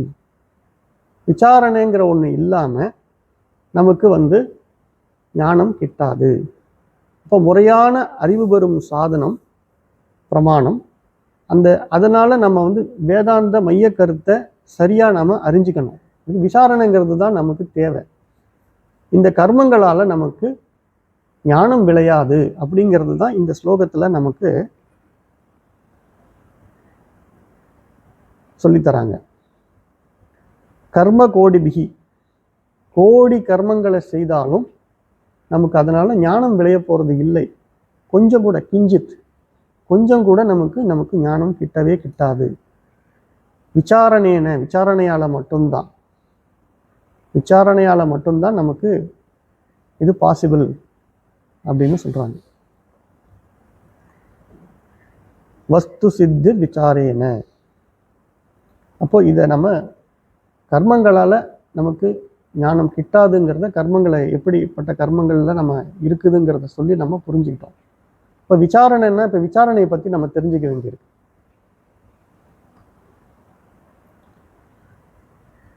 சம்யக் விசாரத சித்தா ரஜ்ஜு தத்வதாரணா அவதா பிராந்தியோதிதமஹ சர்ப்ப பயதுக்க விநாசினி. அப்போ நம்ம விசாரணைன்னு வரும்போது இந்த விசாரணையை பற்றி சொல்றதுக்குன்னு இந்த ஸ்லோகத்தை நமக்கு கொடுத்துருக்குறாங்க. மதிமயக்கத்தால் பார்க்கப்பட்ட பெரிய பாம்பினால் உண்டான பயத்தையும் துக்கத்தையும் நாசம் செய்வது பிரமைக்கு ஆதாரமாக இருந்த உண்மை பொருளான கயிற்றை சரியான பிரமாண விசாரத்தால் அறிவதன் மூலம்தான் முடியும் அப்படிங்கிறது ஸ்லோகத்தினுடைய மதிப்புரை. இங்க சம்யக் விசாரத்தக, சம்யக்னா சரியான முறையான விசாரணை செய்யப்பட வேண்டும். ஒரு உதாரணம், திருஷ்டாந்தம் சொல்றாங்க. ரஜ்ஜு தத்துவம், அதாவது ஒரு கயிறு கீழே கிடக்குது. அந்த கயிறை சரியான ஒரு வெளிச்சம் இல்லாத நிலையில அல்லது பார்க்குறவங்கிட்ட இருக்க ஒரு சரியான ஒரு பார்வை குறைபாட்டினாலேயோ அதை பார்க்கும் பொழுது சில நேரங்களில் அது பாம்பா தெரியறதுக்கான வாய்ப்பு இருக்குது. இதை நம்ம அனுபவத்தில் பார்த்துருக்குறோம். இப்போ இந்த இடத்துல அந்த கயிறை அவன் பாம்பா பார்த்ததுனால பாம்பை பார்த்ததனுடைய பய உணர்வுகள், பதட்டம், இதெல்லாம் அவங்ககிட்ட எழுது. அப்போ இந்த பயம், பதட்டம் இதெல்லாம் கயிறை சரியா பார்க்காம பாம்பா பார்த்ததுனால ஏற்பட்ட விளைவு. இந்த பய துக்கத்தெல்லாம் போக்கணும்னா என்ன செய்யணும்? அதை விசாரணை பண்ணணும். அது என்ன, பாம்புங்கிறது இங்கே எப்படி வந்ததுங்கிறத அந்த சரியான முறையில் விசாரணை பண்ணும்போது அந்த பாம்பு தோன்றின இடத்துல உண்மையிலேயே கயிறு தான் இருக்குதுங்கிற ஞானம் கிட்டுச்சுன்னா அப்போ அவனுக்கு அந்த பாம்பை பற்றின பயம் போகுது. அப்போ அங்கே இருக்கக்கூடிய மெய்ப்பொருள் கயிறு, அது மேலே தன்னுடைய கற்பனையாக அவன் பாம்பை பார்க்குறான். அப்போ பிரமையினால, அதுதான் பிராந்தியோதி தமஹ சர்ப்ப. அப்போ இங்கே இந்த சர்ப்பங்கிறது பிராந்தி ஞானத்தினால வருது. அப்போது அந்த கயிறுங்கிற இடத்துல அவனுக்கு சர்ப்பம் தெரிந்ததற்கான காரணம் நம்ம சரியாக அதை புரிஞ்சுக்கணும். இங்கே நம்ம புரிஞ்சிக்க வேண்டியது என்னன்னா, ஒரு பொருளை பார்க்குறவன் பார்க்கப்படும் பொருள், பார்க்கறதுக்கு அவன் பயன்படுத்தக்கூடிய சாதனம் அப்படின்னு 3 விஷயம் இருக்குது. அறிபவன், அறிபடு பொருள், அறிவதற்கு பயன்படுத்தக்கூடிய சாதனம். பிரமாதா, பிரமேயம், பிரமாணம் அப்படின்னு 3 விஷயம் இருக்குது. இந்த 3 விஷயத்துல பார்க்கறதுக்கு பயன்படுத்தக்கூடிய கண்ணு, அப்புறம் மனம், புத்தி இதெல்லாம் இருக்கு இல்லையா, இதெல்லாம் வந்து கிளியரா இருக்கணும். மனம் தெளிவா இருக்கணும், புத்தி கூர்மையா இருக்கணும், கண்ணு நல்லா தெரியணும். 2வது வெளிச்சம் நல்லா தெளிவா அந்த காட்சி நமக்கு தெளிவா தெரியறதுக்கு வெளிச்சம் தேவை. அது ப்ராப்பரான வெளிச்சத்தோட இருக்கணும். இப்படி இது எல்லாமே சரியா இருந்ததுன்னா இங்க பிரமாணங்கள், இந்த பிரமாணங்கள் அத்தனையும் சரியாக இருந்ததுன்னா அதனால நம்ம பெறக்கூடிய ஞானத்துக்கு பேரு பிரமாணஜன்ய ஞானம். பிரமாணத்தால கிடைக்கக்கூடிய அறிவு. இப்போ பிரமாதா, பிரமாணம், பிரமேயம் 3ம் சரியாக இருந்தால் வரக்கூடியது தான் இந்த பிரமாணஜன்ய ஞானம். இது முறையான விசாரத்தினால வர்றது. நம்ம கிட்ட நம்ம இருக்கக்கூடிய இந்த 3 விஷயங்கள் சொன்னால 3 விஷயத்துல தெளிவு இருக்குது. அப்போ முறையான அந்த விசாரத்தினால வர்றதுனால இதை விசார சித்தின்னு சொல்லுவோம். இந்த ஞானத்தை என்ன சொல்லுவோம்? விசார சித்தி அப்படின்னு சொல்லுவோம். இதை ஞான திருஷ்டின்னு சொல்லலாம். இங்க நமக்கு ஆதார வஸ்துவை பார்க்கக்கூடிய நிலை இருக்குது. ஆதார வஸ்துனா இப்ப நம்ம பார்த்த உதாரணத்துல கயிறு, பாம்புன்னு 2 பார்த்தோம். உண்மையில அங்க இருக்கக்கூடியது கயிறு. பிராந்தியினால, மனக்குழப்பத்தினாலேயோ அல்லது கண் குறைபாடுனாலேயோ வெளிச்ச குறைபாடுனாலேயோ அவன் அந்த கயிற்றின் மீது பாம்பை பார்த்து விடுகிறான். அப்ப அந்த பாம்பை பார்க்கறது, அந்த பாம்பு உற்பத்தியானது அவனுடைய குழப்பத்தினால. அப்ப அந்த பிராந்தி அப்படின்னு சொல்றோம். இது பிரமை அப்படின்னு சொல்லலாம். அப்ப அந்த பிரமையினால அவன் பார்த்தது பாம்பு. அந்த பாம்பு தோன்றதுக்கு ஆதாரம் ஒண்ணு இருந்தது இல்லையா, அதுதான் கயிறு. அப்போ பிரமாணஜன்ய ஞானம் நமக்கு கயிறு தான் காட்டுது. ஏன்னா நம்ம கிட்ட இந்த 3 விஷயங்களும் தெளிவா இருக்குது. பார்க்கக்கூடிய அந்த கருவியும், பார்க்கக்கூடிய அந்த பொருள் தெளிவா தெரியுது, பார்க்கக்கூடிய நானும் நல்ல நிலையில, என்னுடைய புத்திமானெல்லாம் நல்ல நிலையில இயங்கிக்கிட்டு இருக்குது. அப்ப பிரமாதா, பிரமேயம், பிரமாணம் எல்லாம் நல்ல ஒழுங்கான தெளிவான நிலையில இருக்கும் பொழுது அதிஷ்டானமாகிய ஆதாரம் தான் தெரியும், கயிறு தான் தெரியும். ஒருவேளை நான் சொன்ன மாதிரி மனம் குழப்பமடைந்தோ, புத்தி தெளிவில்லாமலோ, கண்ணில் குறைபாடோ அல்லது வெளிச்ச குறைபாடோ இருக்கும்போது வரக்கூடிய அந்த ஞானத்தை பிரமஜன்ய ஞானம், பிரமாஜன்ய ஞானம், பிரமையினால கிடைக்கக்கூடிய அறிவுன்னு சொல்லலாம் இல்லைங்களா, அதுதான் பாம்பு. அங்க அவன் விசாரம் பண்ணானா, பார்த்த மாத்திரத்துல அந்த இடத்துல பாம்பு தோன்றிடுச்சு, விசாரணையே இல்லை. இது எதனால தோன்றிது? ஆதாரத்தினை பற்றின சரியான அறிவு இல்லை. தன்னுடைய பிரமையில அந்த பாம்பு, தன்னுடைய கற்பனையில அந்த பாம்பு உருவாக்கப்பட்டிருக்கு. அப்போ இந்த மாதிரி தெளிவற்ற குழப்பமான விசாரத்தினால வர்றதுனால அதை அபிச்சார சித்தி அப்படின்னு சொல்லலாம், அஞ்ஞான திருஷ்டின்னு சொல்லலாம். இங்க பிரமையினால நம்ம அந்த வஸ்துவை பார்க்குறோம், அதிஷ்டான வஸ்துவை பார்க்கல, பிரம்ம வஸ்துவை பார்க்குறோம். இன்னொன்று, இந்த பிரமாணஜன்ய ஞானத்தினால வரக்கூடிய ஞானத்தை நம்ம முறியடிக்கவே முடியாது. ஏன்னா அதுதான் முடிவு. ஆதாரம் என்ன இருக்குதோ அதையே நம்ம பார்க்குறோம், உண்மை பொருளை பார்க்குறோம், மெய்ப்பொருளை பார்க்குறோம். அப்போ இது அபாதிதம் அப்படின்னு சொல்லலாம் இல்லையா. அப்போ இந்த பிரமாணஜன்ய ஞானம் அபாதிதம், முறியடிக்கவே முடியாது. ஆனா இந்த பிரம்மாஜன்ய ஞானம்னு சொன்னாலே அபிச்சார சித்தி, அங்க சரியான ஞானத்தை கொண்டு அந்த பிரம்மாஜன்ய ஞானத்தை முறியடிக்க முடியும் இல்லையா. அப்ப இது பாதிதம், முறியடிக்கக்கூடிய நிலையில இருக்குது. அப்படி முறியடித்ததால தான் நமக்கு சரியான ஞானம் கிடைக்கும். அப்ப இதுக்கு தேவை நம்ம என்ன பண்ணணும்னா விசாரணைங்கிறது ரொம்ப முக்கியம்.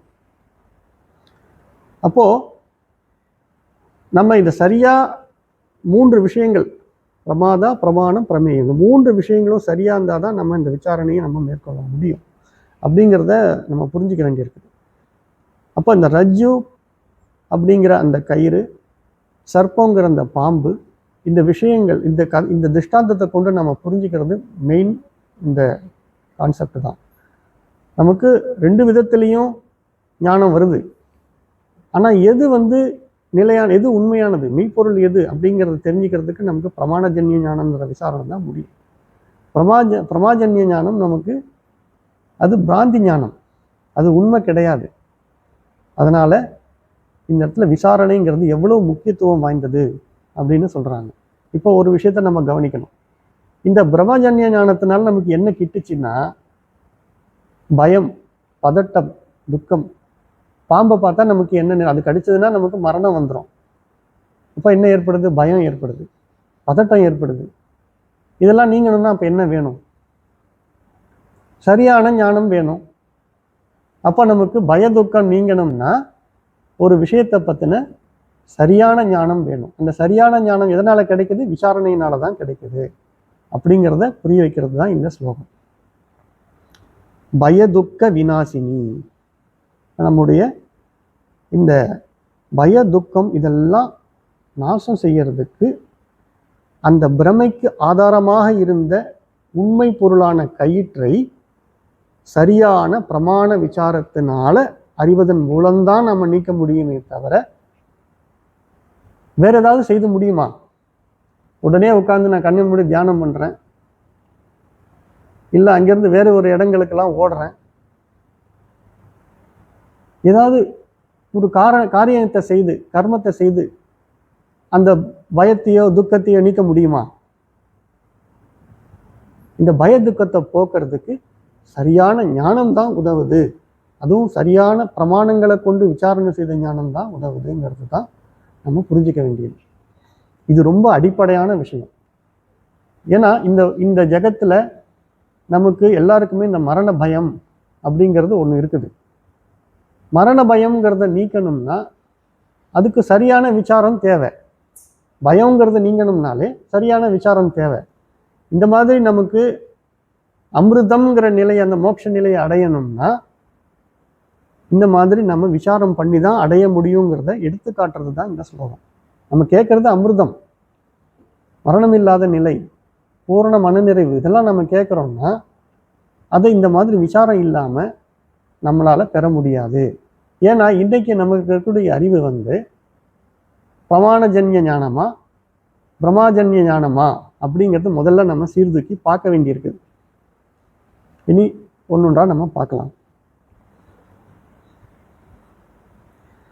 அர்த்தஸ்ய நிச்சயோ திஷ்டோ விசாரேன ஹிதோக்திதஹ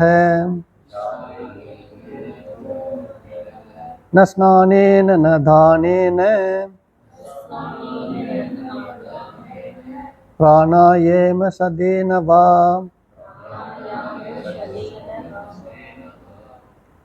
ஒரு பொருளினுடைய மெய்மையை நிச்சயிப்பது நன்மை தரும் உபதேசங்களை கொண்டு நன்கு ஆராய்வதனால் மட்டுமே கண்டுகொள்ளப்படும். புனித நீராடுவதனாலோ அல்ல, தானங்கள் அல்ல, 100 பிராணாயாமம் செய்தாலும் அன்று அப்படின்னு இந்த ஸ்லோகத்தில் சொல்றாங்க. இப்போ நம்ம ஒரு திருஷ்டாந்தம் பார்த்தோம். அந்த திருஷ்டாந்தத்தில் பிரமையினால அதிஷ்டானத்தை, அதாவது கயிறை பார்க்காம தன்னுடைய பிரமையினால ஒரு பாம்பை அங்கே பார்த்ததுனால பயதுக்கங்கள் ஏற்பட்டது. இப்போ நம்ம அந்த பயதுக்கத்தை போக்கிக்கிறதுக்கு புனித நீராடுவதாலேயோ தான தர்மங்கள் செய்யறதாலேயோ பிராணாயாமங்கள் செய்யறதாலேயோ அது நீங்கிடுமா அப்படின்னா நீங்காதுங்கிறத நம்ம பார்த்தோம். அப்போ அந்த பொருளினுடைய மெய்மை, ஆதார வஸ்துவினுடைய உண்மைத்தன்மையை நம்ம பார்த்தது பாம்பு, அது உண்மைதானா அப்படிங்கிறத நம்ம ஆராய்ச்சி செய்து விசாரம் பண்ணணும். அதுதான் பிரமாணஜன்ய ஞானம் அப்படின்னு சொன்னோம். அந்த மாதிரி நிச்சயிக்கிறதுக்கு நமக்கு சாஸ்திரத்திலிருந்து குரு உபதேசம் கொடுக்குறாங்க. எதை பற்றி? மெய்ப்பொருளாகிய அந்த வஸ்துவாகிய ஆத்மாவை, பிரம்மத்தை பற்றி நமக்கு உபதேசமாக அவங்க கொடுக்குறாங்க. அதை நன்கு ஆராயறது மூலமாக மட்டும்தான் இந்த நம்ம புரிஞ்சிக்க முடியுமே தவிர புனித நீராடுதலோ தான தர்மங்களோ இல்லை பிராணாயாமம் போன்ற விஷயங்களை செய்யறதுனாலையோ நமக்கு அந்த பயதுக்கம் நீங்க போகிறது கிடையாது அப்படிங்கிறத சொல்றாங்க. ந ஸ்நானேன தானேன பிராணாயாம சதேனவா. இதனால நம்ம இந்த ஸ்நானங்களாலேயோ தானங்கள் செய்யறதாலேயோ பிராணாயாமம் செய்யறதாலேயோ இல்லை, அர்த்தஸ்ய நிச்சயோ திருஷ்டோ விசாரேன இதோக்திதக. அர்த்தம்னா பொருள், அர்த்தஸ்ய ஒரு பொருளினுடைய நிச்சயோ நிச்சயிக்கிறது, அந்த மெய்ப்பொருளை பற்றின அந்த ஒரு பொருளை பற்றின உண்மைத்தன்மையை நிச்சயிக்கிறதுக்கு ஹிதோக்திதக நன்மை தரும் உபதேசங்களை கொண்டு விசாரணை பண்ணணும், ஆராய்ச்சி செய்வது மூலயமாக திருஷ்டோ அறிந்து கொள்ளப்படுகிறது, கண்டுகொள்ளப்படுகிறது, மெய்ப்பொருளை அதன் மூலயமா நம்ம பார்க்க முடியுது. அப்போ இதை நம்ம சரியா புரிஞ்சுக்கணும். இங்க நமக்கு மெய்ப்பொருளை பற்றின அறிவு வேண்டும், வஸ்துவை பற்றின ஆத்மாவை பற்றின அறிவு வேண்டும் அப்படின்னா நமக்கு விசாரணை தான் தேவை.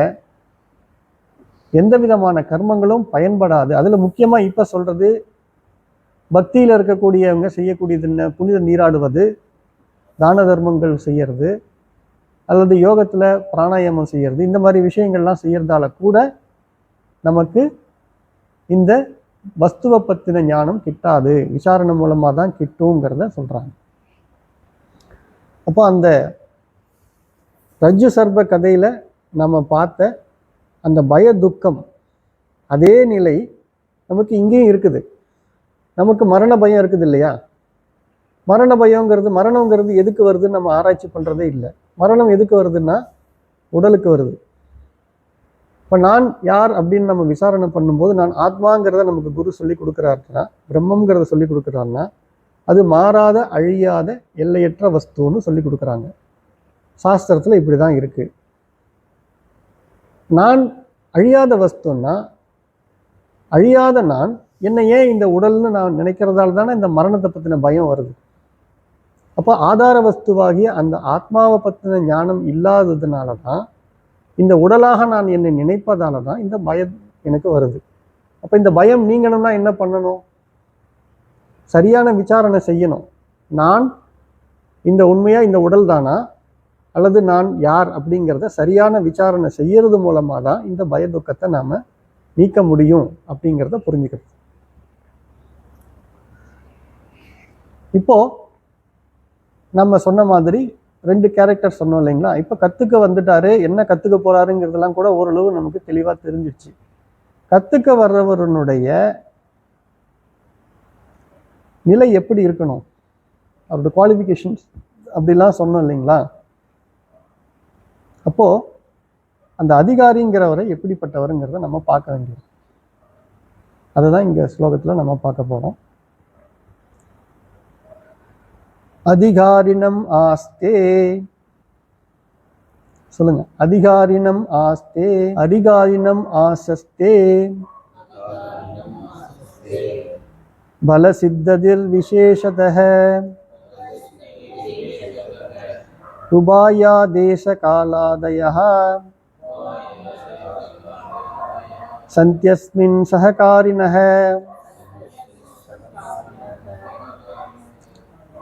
இப்போ விசாரணை பலன் தருதல் முக்கியமாக தகுந்த அதிகாரியை சார்ந்திருக்கிறது. தகுந்த காலம், இடம் ஆகிய உபாயங்கள் இந்த விஷயத்தில் துணை செய்வன மட்டுமே அப்படின்னு சொல்றாங்க. உபாயத்தே உபாயம், தேச காலாதயக. இப்போ தேசம்னா இடம், காலம்னா நேரம். இது ரெண்டும் நமக்கு ஒரு உதவி செய்யக்கூடிய, துணை செய்யக்கூடிய விஷயமா தான் இருக்குது. எதுக்கு?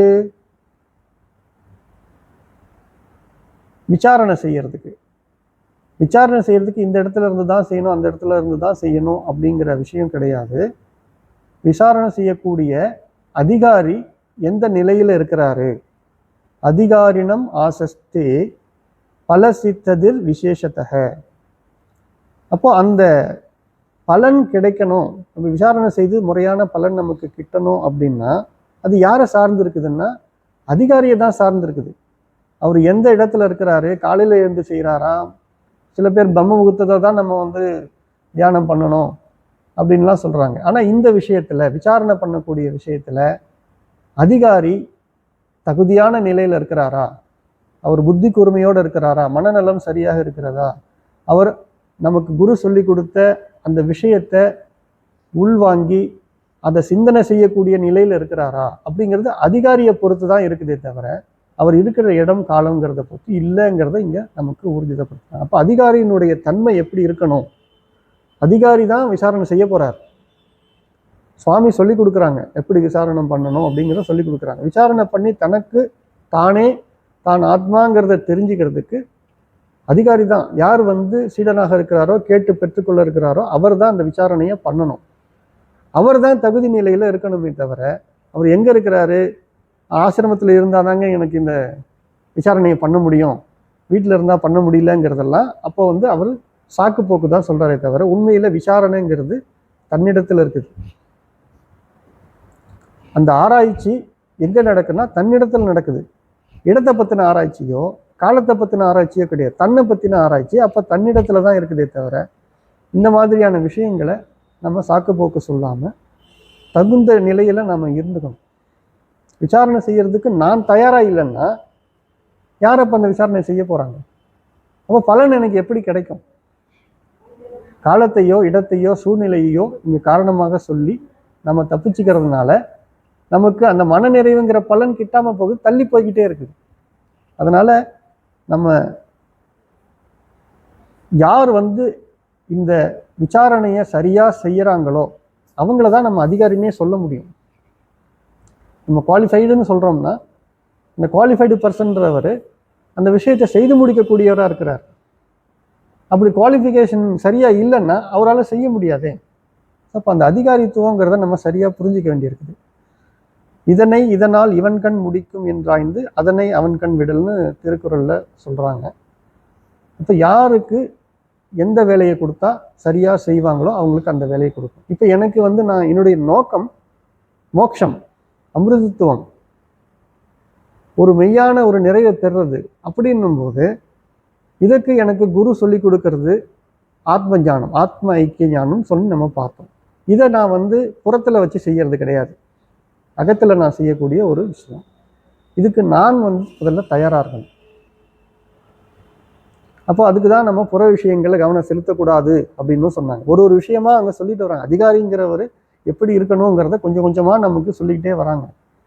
அதிகாரி தயாராக இல்லைன்னா இந்த மாதிரி பலவிதமான காரணங்களை சொல்லி அதனால நமக்கு அந்த பலன் கிட்டாம போயிடுது. ஸோ இதை நம்ம நல்லா புரிஞ்சுக்கணும். அப்போ அதிகாரியை சார்ந்துதான் பலன். பலனாகுது நம்ம எதிர்பார்க்கக்கூடிய முக்தி, விடுதலை, சம்சாரத்திலிருந்து விடுதலை. இது கிடைக்கணும்னு ஒருத்தன் விரும்பிட்டான்னா தன்னை அதற்கு தயாராக வைத்துக் கொள்ள வேண்டும். அது அந்த அதிகாரித்துவம் அவங்கிட்ட தான் இருக்குதுங்கிறத புரிஞ்சுக்கணும். அடுத்த ஸ்லோகம். அதோ விசாரஹ கர்த்தவ்யோ ஜிக்ஞாசோ ஆத்மவஸ்துனஹ சமாசாத்ய தயா சிந்தும் குரும் பிரம்ம விதுத்தமம்.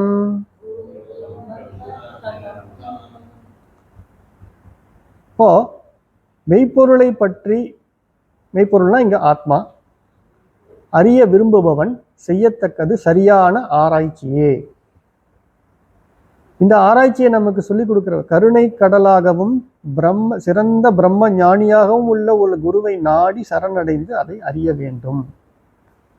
இப்போ ரெண்டாவது கேரக்டரை இன்ட்ரடியூஸ் பண்றாங்க. ஏற்கனவே நம்ம பார்த்துருக்கோம் குருங்கிறவங்க எப்படி இருக்கிறாங்கன்னு பார்த்துருக்குறோம். சாந்தம் மகாந்தம்னு சொல்லி பார்த்தோம். இங்க இந்த ஸ்லோகத்துல சமாசாத்திய தயாசிந்தும், தயாசிந்தம், தயாசிந்தும்னா கருணை கடல். ஏன் கருணை கடலா இருக்கிறார் அவரு? அவரை பொறுத்த வரைக்கும் தன்னை தவிர இங்க எதுவும் இல்லை, இருப்பதெல்லாம் தன்மயமே அப்படின்னு உணர்ந்த நிலையில இருக்கிறவங்க. அந்த மாதிரி இருக்கிறவங்க கருணைங்கிறது அவங்களுடைய இயல்பாவே இருக்குது. அப்போ அந்த கருணை தயா சிந்தும் கருணை கடலாகவும் இருக்கிறாங்க. பிரம்ம விதுத்துவம், சிறந்த பிரம்ம ஞானியா இருக்கிறாங்க. வித்யா, அந்த பிரம்ம ஞானங்கிறது அவங்கள்ட்ட பூர்ணமாக இருக்கிறது. அந்த மாதிரி இருக்கக்கூடிய குருவை சமாசாத்திய நாடி சரணடையணும். யாரு?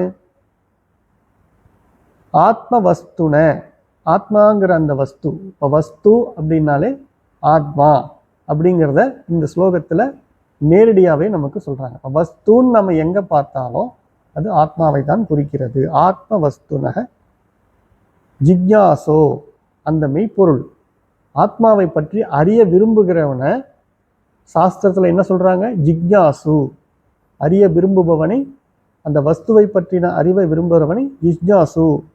அவன் என்ன செய்யணும்? முதல்ல செய்ய வேண்டியது சரியான ஆராய்ச்சி. அந்த ஆராய்ச்சியை யாரால சொல்லிக் கொடுக்க முடியும்? கருணை கடலாகவும் பிரம்ம வித்தையை கத்து அதுல சிறந்து தேர்ந்து நிற்கக்கூடிய பிரம்ம ஞானியாகவும் பிரம்ம நிஷ்டராகவும் இருக்கக்கூடிய அந்த குருவை நாடி சரணடைந்து அவருடைய உபதேசப்படி தான் அந்த விசாரணையை பண்ணணும். அப்பதான் அவருக்கு அந்த விசாரணையினுடைய பலன் கிடைக்கும். அந்த ஆராய்ச்சியை அந்த குரு அவங்களுடைய விசாரணை, அவங்க சொல்லிக் கொடுக்கக்கூடிய அந்த உபதேச முறைப்படி தான் நம்ம செய்யணும். இங்க குருங்கிறவங்க 3 விதமான குணங்கள் நிறைய பெற்றவராக இருப்பார்னு பொதுவாக. ஸ்மாரக, வாரக, தாரக. ஸ்மாரக ஆத்ம ஞானத்தை கொடுக்கக்கூடியவர், சத்தியத்தை ஸ்மரிப்பவர், நினைவூட்டுபவர் அப்படின்னு சொல்லுவாங்க. வாரக அதுல இருக்கக்கூடிய தடைகள், அறியாமைகள், சந்தேகங்கள் இதெல்லாம் நீக்கக்கூடியவராக இருக்கிறார். தாரக அப்படின்னா மோட்சத்துக்கு நம்மளை இட்டு செல்லக்கூடியவர். ஆத்ம ஞானத்தை கொடுத்து அதில் இருக்கக்கூடிய தடை சந்தேகங்களை நிவர்த்தி பண்ணி மோட்சத்துக்கு இட்டு செல்லக்கூடியவர் தான் இந்த 3 குணங்கள் நிறைந்த ஸ்மாரக, வாரக, தாரகன்ற 3 குணங்கள் நிறைந்தவர் தான் அந்த தயா சிந்தும் கருணை கடலாக இருக்கக்கூடிய அந்த குரு. அவர் எப்படிப்பட்டவராக இருக்கிறாரு? தான் தான் சத்திய பொருள்னு உணர்ந்தவராக இருக்கிறாரு. அதான் அந்த அந்த அந்த உணர்ந்த நிலையிலேயே இருக்கக்கூடியவர். அதுக்கு விரோதமாக எது இருந்தாலும் அது நிராகரம் பண்ணிடுறார். அதுக்கு விரோதமாக, தான் சத்தியம்ங்கிறதுக்கு விரோதமாக எது இருந்தாலும் அது நிராகரம் பண்ணக்கூடியவராக இருக்கிறார். அதுலேயே தானும் நிலை பெற்று தன்னிடத்துல இதை தெரிஞ்சுக்கணும்னு வர அந்த ஜிஜ்ஞாசுவுக்கும் எப்படி நிலை பெறுதல்ங்கிறத சொல்லி கொடுக்குறாரு. ஆத்ம நிஷ்டையில எப்படி இருக்கிறதுங்கிறதையும் சொல்லி கொடுக்குறாரா இருக்கிறார். அப்போ பொதுவா ஸ்தோத்ரிய பிரம்மனிஷ்டரே குரு அப்படின்னு நம்ம சொல்லுவோம்.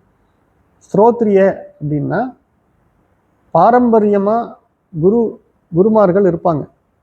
சாஸ்திரத்தில் இருக்கக்கூடிய விஷயங்கள் இப்போ நம்ம பார்த்தோம்னா தட்சிணாமூர்த்தி, நம்ம மந்திரம் சொல்றோம் இல்லைங்களா? தட்சிணாமூர்த்தி, அப்புறம் வியாசர், அப்புறம் நமக்கு தெரிஞ்சு ஆதிசங்கரர், அப்புறம் நமக்கு தயானந்த சுவாமிகள், குருபரானந்தர், மணிசங்கரானந்த சுவாமின்னு இப்படி ஒரு பரம்பரை இருக்குது. அந்த பரம்பரையில முதல்ல என்ன ஞானம், எந்த மாதிரி விசாரணை முறை சொல்லி கொடுக்கப்பட்டதோ அதே விசாரணை முறை அதே வழியில இன்றும் சொல்லி கொடுக்கப்படுகிறது. அப்ப அந்த பாரம்பரிய முறைப்படி கத்துக்கிட்ட ஒரு குரு, அதனால அவர் அந்த பலனை அடைஞ்சவர், அந்த பலனை அடையிறதுக்கு இன்னொருத்தவங்களுக்கு வழிகாட்டக்கூடியவராக இருக்கிறார். அப்போ சோத்ரிய பிரம்மனிஷ்டராக இருக்கக்கூடிய அந்த குரு நமக்கு கிடைச்சிட்டார்னா அவருடைய உபதேசப்படி தான் அந்த விசாரணையை நம்ம செய்யணும். அப்படி விசாரம் செய்தால்தான் அந்த ஆத்மாங்கிற அந்த வஸ்துவினுடைய முழுமையான பொருளை நம்ம புரிந்து அதுவாக நம்ம இருக்கிறத தெரிஞ்சுக்கலாம். இப்போ இது 2 பேரை பற்றியுமே நமக்கு சொல்லக்கூடிய ஒரு ஸ்லோகமாக இருக்குது. இப்போ அடுத்ததாக மறுபடி நம்ம ஜிக்ஞாசுன்னு இப்போ ஒரு வார்த்தையை அறிமுகப்படுத்திட்டோம். ஜிக்ஞாசுங்கிறவன் அறிவு ஆர்வம் உடையவன். அதுவும் எந்த அறிவு ஆர்வம் உடையவன்?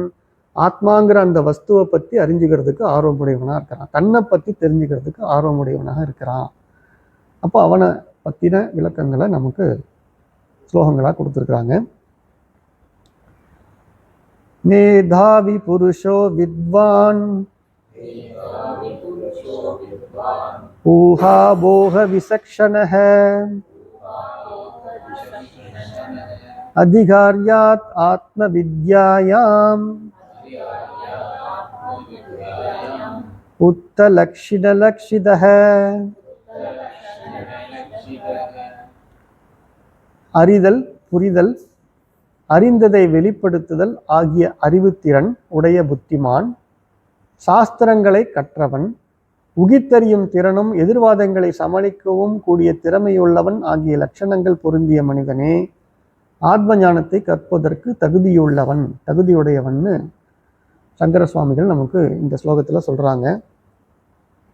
இப்போ மேதாவி, பொதுவாக நம்ம ஊரில் கொஞ்சம் ரொம்ப அறிவாளித்தனமாக இருக்கிறவனா என்ன ரொம்ப பெரிய மேதாவின்னு நினச்சிட்டு இருக்கியா அப்படின்னு சொல்ல. அப்போ மேதாவிங்கிற சொல்லு பரிச்சயமான சொல்லு. ஆனால் மேதாவிங்கிறதுக்கான சரியான பொருள் அறிதல், புரிதல். ஒரு விஷயத்தை பற்றி அறிஞ்சிக்கிறது, அதனுடைய தாற்பயத்தை புரிஞ்சுக்கிறது, நம்ம புரிஞ்சு அறிஞ்சிக்கிட்ட அந்த விஷயத்தை சரியாக வெளிப்படுத்தவும் தெரியணும். இப்படி 3 குணங்களும் நிறைந்தவனை தான் நம்ம மேதாவி அப்படின்னு சொல்கிறோம். அந்த மாதிரி ஒரு புத்திமானாக இந்த ஜிக்ஞாசு இருக்கணும். வித்வான்னா சாஸ்திரங்களை கட்டுறாங்க, நல்ல படிப்பறிவுள்ள ஞானியாக இருக்கிறாங்க. ஊகாபோகன்னா இங்கே யூகம் செய்யக்கூடிய ஒரு திறன் இருக்கணும். யூகம்னா இங்கே நம்ம பொதுவாக அனுமானம், யூகம் செய்யறதுன்னா அனுமானம். தீ இருக்குதுன்னா புகை மூலமாகவே அந்த தீயை நம்ம அறிஞ்சிக்கிறோம். இப்போ அந்த அனுமான புத்தி, ஒரு விஷயத்த சொல்லும்போது அவங்க எதை சொல்ல வராங்க, அதனுடைய தாற்பயம் என்ன, லட்சியார்த்தம் என்னங்கிறத நம்ம சரியாக புரிஞ்சிக்கக்கூடிய புத்தி கூர்மை இருக்கணும், ஊகிக்கக்கூடிய திறமை இருக்கணும். அப்புறம் எதிர்வாதங்கள் வரும் பொழுது அதை சமாளிக்கக்கூடிய திறனுடையராக இருக்க வேண்டும். அதுக்கு எதிர்வாதங்களை சமாளிக்கணும்னா பெற்ற ஞானத்தை அவன் அசை போடுறவனா இருக்கணும். முதல்ல அசை போட்டு அதில் அவனுக்கு இருக்கக்கூடிய சந்தேகங்கள் எல்லாம் திரிவுகளெல்லாம் நீக்கணவனா இருக்கணும். அப்போதான் எதிர்வாதங்களையே சமாளிக்கக்கூடிய நிலையில இருப்போம். அது மட்டும் இல்லை, இந்த மாதிரி திறமை உடைய ஒரு மனுஷன்தான் ஜிக்ஞாசுவாக இருக்கிறதுக்கு தகுதியுடைய. ஜிக்ஞாசுங்கிறவன் யாருன்னு நம்ம சொல்லிட்டோம், ஆத்ம ஞானம் பெறுவதற்காக வந்தவன், தன்னை பற்றின அறிவை பெறுவதற்காக வந்த அந்த மனிதன் ஜீவன். ஜிக்ஞாசுன்னா அவனுக்கு இந்த மாதிரி தகுதிகள்லாம் இருக்கணும்னு பொதுவாக சுவாமிகள் நமக்கு சொல்லித்தராங்க. அப்போ மேதாவி, வித்வான், ஊகாபோக, விசக்ஷணக, இந்த மாதிரி திறமையெல்லாம் இருக்கணும். இந்த மாதிரி லட்சணங்கள் இருக்கக்கூடிய அந்த புருஷன், அந்த மனிதன் தான் ஆத்ம வித்யைக்கு அதிகாரி, கற்றுக்கொள்ளக்கூடிய அதிகாரியாக இருக்கிறான். அப்போ நான் சொன்ன மாதிரி நம்ம விஷுவலைஸ் பண்ணணும்.